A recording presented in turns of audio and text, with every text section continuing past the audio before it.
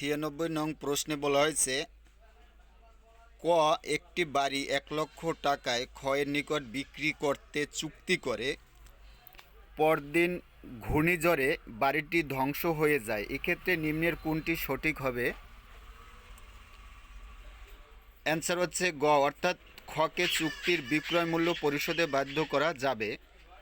97 নম্বর প্রশ্নে বলা হয়েছে ক 100 মণ গম ক্ষয়ের নিকট বিক্রি করার চুক্তি করে কোনো কারণ ব্যতিরেকেই উক্ত গম খকে সরবরাহ করা হয় নাই।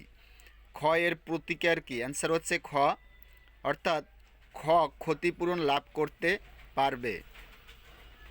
98 নম্বর প্রশ্নে বলা হয়েছে আদালত কয়টি ক্ষেত্রে চুক্তির সুনির্দিষ্ট কার্য সম্পাদন করার আদেশ দিতে পারে? অ্যান্সার হচ্ছে গ 4টি ক্ষেত্রে। সুনির্দিষ্ট পূর্তিকার আইনের 14 ধারায় বলা হয়েছে চুক্তির সুনির্দিষ্ট কার্য সম্পাদন যখন অসম্পাদিত অংশ ছোট। এখন প্রশ্ন হচ্ছে 14 ধারার প্রশ্ন হচ্ছে সুনির্দিষ্ট পূর্তিকার আইনের 14 ধারায় কিভাবে কার্যকর করা যায়?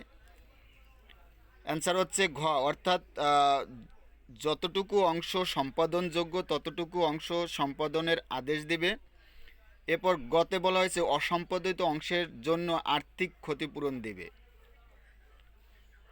এরপরে 100 নং প্রশ্নে বলা হয়েছে কোন ধারা অনুযায়ী চুক্তি আংশিক সম্পাদনের সুযোগ আছে? অ্যান্সার হচ্ছে গ অর্থাৎ 14 ধারায়। 101 নং প্রশ্নে বলা হয়েছে কোনো চুক্তির অসম্পাদিত অংশ যদি ক্ষুদ্র হয় সেক্ষেত্রে আদালত কোন আদেশ দিতে পারে?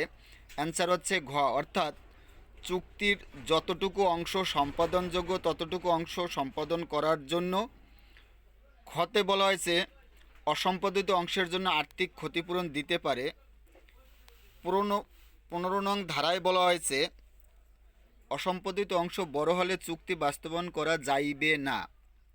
এখন 15 নং ধারার সংস্পর্শে যে সমস্ত এমসিকিউ সেগুলোই এখানে সন্নিবেশিত করেছি। যেমন 102 নং প্রশ্নে বলা হয়েছে চুক্তির অসম্পাদিত অংশ বড় হলে প্রতিকার কি? অ্যান্সার হচ্ছে ঘ অর্থাৎ চুক্তির সুনির্দিষ্ট বাস্তবায়নের জন্য আদেশ দিবে না।